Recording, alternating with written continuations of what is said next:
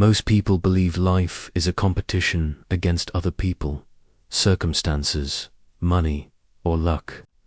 But the truth is far more disturbing. The real battle is internal, and most people are losing it without even knowing it exists. From childhood, your mind is programmed silently. No warnings, no instructions, just repetition.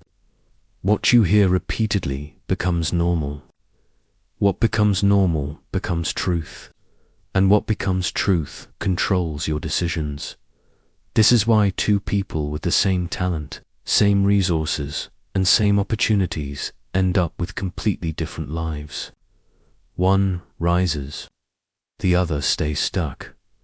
Not because of effort, not because of intelligence, but because of internal control systems running in the background of the mind. Every time you hesitate before starting, every time you overthink instead of acting, every time you choose comfort over growth, that is not laziness. That is not weakness. That is conditioning. Your brain's main job is survival, not success. It wants familiarity, not greatness. So it quietly fights anything unknown. New goals, new habits, new identities. This internal resistance feels like, I'll start tomorrow. It's not the right time. What if I fail? Others are better than me, but notice something important. These thoughts don't scream. They whisper. That's why they're dangerous. Most people think enemies look like obstacles. In reality, the most powerful enemy looks like your own voice. Until you recognize this silent war, you will keep blaming the world for a battle happening inside your head. The mind is not neutral. It is biased towards safety, and safety often looks like staying average. Your mind uses three main weapons to keep you small. Fear disguised as logic. Your brain doesn't say, I'm scared. It says, be realistic, this won't work. You need more preparation. Fear becomes logical advice. And because it sounds smart, you obey it. Comfort is not harmless. Comfort slowly replaces ambition. Your brain rewards easy dopamine, scrolling, sleeping late, avoiding effort. Over time, discomfort feels dangerous, even when it leads to growth. That's why discipline feels painful at first. You're fighting an addiction to ease. Identity protection. Your mind protects who you believe you are. If deep down you believe, I'm not consistent, I'm not confident, I'm not successful, then every action that challenges this identity creates mental resistance. Your mind would rather keep a painful identity than face the unknown. This is why motivation fades. This is why goals die quietly. This is why people stop trying, not loudly, but slowly. The scary part, you don't feel defeated. You just feel tired, and tired people don't fight wars. They surrender silently.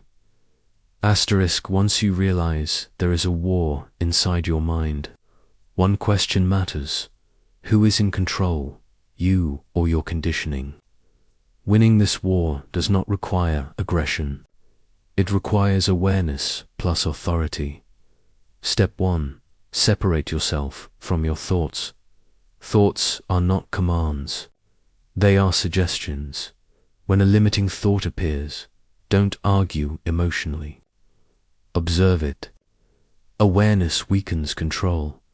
The moment you say, this is a thought, not a fact, you regain power. Step 2. Act before the mind negotiates. Your mind is slow at courage and fast at excuses. Action must come before thinking completes its cycle. This is why successful people move fast on decisions and slow on emotions. Small action breaks mental paralysis. Step 3. Recondition through repetition. The mind learns through repetition, not intensity. One bold day won't change you, but small daily wins will. Consistency rewires identity, and identity controls behavior. Step 4. Make discomfort your signal. Discomfort is not danger. It is direction. If something feels uncomfortable but aligned with growth, that is the path. The moment you stop running from discomfort, the war shifts in your favor. Asterisk, asterisk, once you accept that the war is internal, the next phase begins, and this phase is the hardest. Because now you can no longer blame luck, people, circumstances, or timing. Now the responsibility shifts inward, and responsibility is heavy. It demands honesty. It demands consistency. It demands that you confront parts of yourself you have been avoiding for years. The human mind is not designed to be changed overnight. It is built through repetition, reinforcement, and emotional attachment. Every belief you currently hold was once repeated, so many times that it stopped feeling like an opinion and started feeling like reality. This is why people say things like "this is just how I am," not realizing that who they are is largely a collection of repeated thoughts and reactions, not a fixed truth. Reprogramming the mind begins with disrupting patterns. Most people try to add positive habits without removing negative mental loops. That never works. You cannot build a new identity on top of a broken mental foundation. The old system must first be weakened. This starts with awareness in real time. Not awareness while reading books or watching videos, but awareness during moments of weakness. When you procrastinate, when you avoid a difficult task, when you feel resistance before starting something meaningful. Those moments are the battlefield. Instead of reacting automatically, you pause. You observe. You ask, what am I protecting right now? The answer is almost always comfort, ego, or fear of judgment. The moment you label it, its power reduces. The mind loses strength when it is exposed. Reprogramming also requires replacing internal language. The words you use inside your head matter more than the words you speak out loud. Saying "I can't" repeatedly trains the brain to associate effort with impossibility. Saying "this is hard but possible" trains resilience. This may sound small, but the brain responds to language as instruction. Another critical aspect is emotional discipline.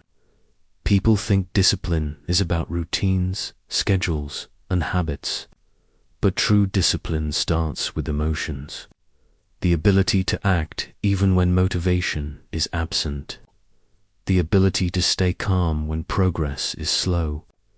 The ability to continue when results are invisible. This emotional stability is what separates people who transform from people who stay stuck. You must also understand that discomfort will increase before it decreases. When you break old mental patterns, the mind panics. It creates urgency. It creates doubt. It creates exhaustion. This is not failure. This is withdrawal. You are withdrawing from old mental addictions, comfort, avoidance, and instant gratification. At this stage, many people quit. They assume something is wrong. In reality, something is finally changing.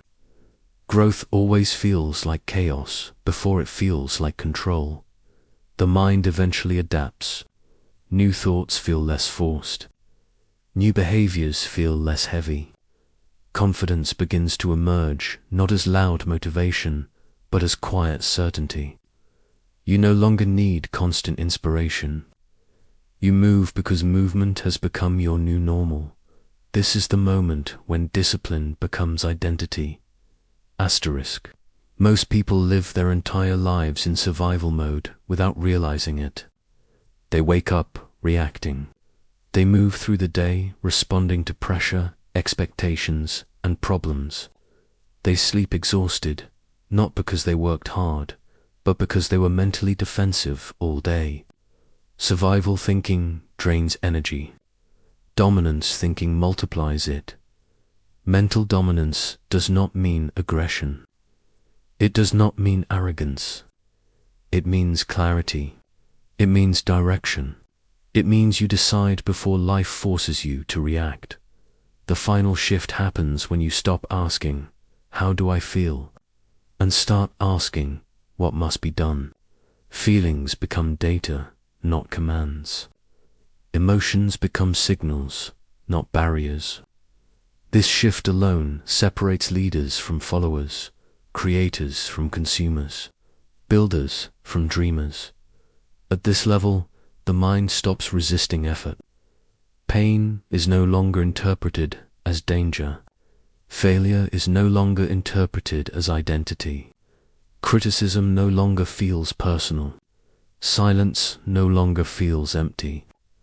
You begin to trust yourself, not because everything is easy, but because you know you can handle difficulty. Mental dominance also changes how you view time. You stop chasing urgency and start building momentum. You understand that consistency beats intensity, that long-term vision beats short-term pleasure, that boring progress beats dramatic motivation. This is where patience becomes power. You stop needing validation. You stop announcing plans. You move quietly. You execute privately. Results become your language. At this stage, discipline is automatic. You do not negotiate with your mind every morning. You do not wait for the perfect mood. You act because action is now part of who you are. This is not willpower. This is alignment. People around you begin to notice changes they cannot explain.